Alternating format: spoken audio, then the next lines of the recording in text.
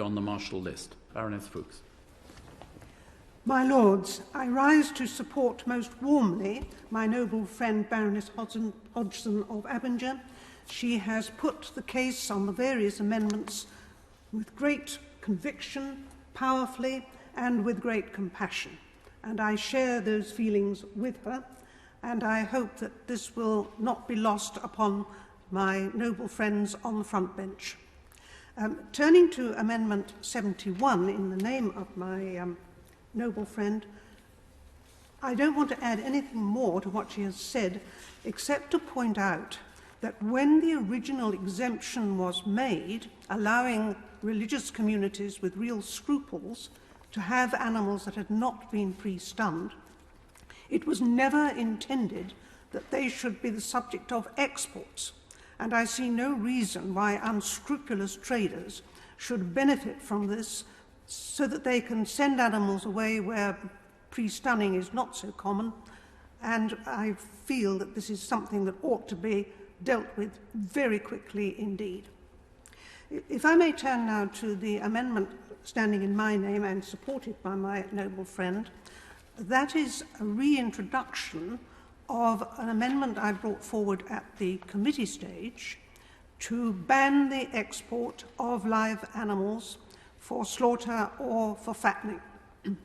This has been a gripe, a passion of mine for many years, since in fact I was a young MP in the House of Commons, and that shows you, my Lords, how long ago it was, because I'm no longer the spring chicken. Probably some people would regard me as an old boiler. But I do feel very strongly indeed on this one, but I do have concerns even about my own amendment, because by the nature of it, we have had to include a point that animals going to Northern Ireland can freely go into the Republic, part of the EU, because of the withdrawal arrangement. This worries me enormously, because once they are there, they can then be moved freely around all European countries belonging to the European Union. And though there are supposedly welfare regulations which prevent them from travelling for too long, they are weak regulations and they are not enforced. So you might as well say they don't exist at all, because that's the plain fact of the matter. So I worry that those who still want to send animals abroad will use this as a loophole. In fact, I became more concerned about this only very recently. I did not know that the port of Ramsgate, through which most of the animals go, that are exported currently, actually tried to ban, by not allowing it to the animals to pass through their ports. The exporters took them to court, and unfortunately the court held for the exporters and not for the port. Now that is an indication to me of the lengths to which they will go, and therefore I am concerned about the possibility of animals being sent to Northern Ireland, and the case would almost be worse than we have now. That is something on which I hope the government will reflect very carefully and will be able to tell us that they are coming forward with some arrangement beyond my ken which would deal with this particular situation.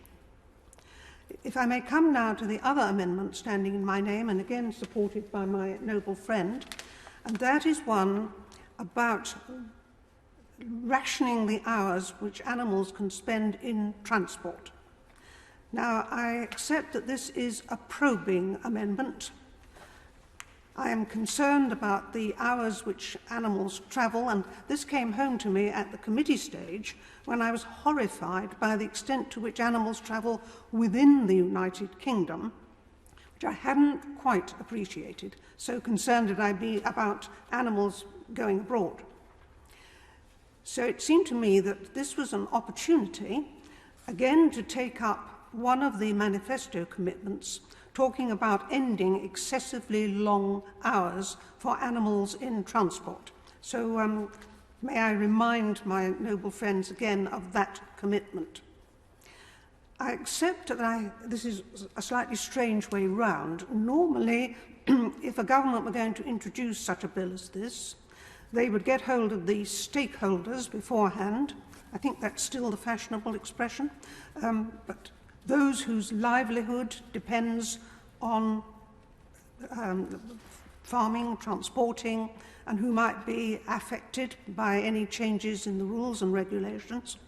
And of course, those who are experts, vets, key farmers who understand all the details of what it means to transport animals and can bring their expertise to bear. Because I think it is quite likely that you would want different hours for different types of animals. We know that calves in particular are extremely sensitive to travel and feel it much more, and I think are much more close with temperature fluctuations for them. And of course it also depends on the actual vehicles carrying them, whether they are good, bad or indifferent. And so there are regulations there which would permit, in my clause, which would permit differences to be made, and also there is a time lag. But nonetheless, I recognise that this is actually the wrong way round, and I'm sure that people can pick every manner of hole in the suggestions I have made. So my main concern is to ensure that the government itself gets on with this and brings forward really good arrangements. I understand that the Farm Animal Welfare Council has done a lot of detailed work on this, and so I hope that we can pick up on that. In addition to, of course, the point already made by my noble friend that the British Veterinary Association has the cardinal principle laid down that animals should be slaughtered or fattened as near as possible to where they were born or raised. So I hope that man may look to the government this evening to bring forward some real progress. Just in ending this, could I remind my noble friends of the old biblical story of the widow and the unjust judge. The unjust judge refused to deal with the widow's just complaints, so she badgered him and badgered him and badgered him until he gave in, not because of the law, but because he couldn't stand it any longer. I do not want to place the government in the position of the unjust judge, nor do I particularly want to be the importunate widow. But I do give notice to my noble friends on the front bench that if we don't get some action soon, I shall take upon myself the mantle of the widow bullying the unjust judge.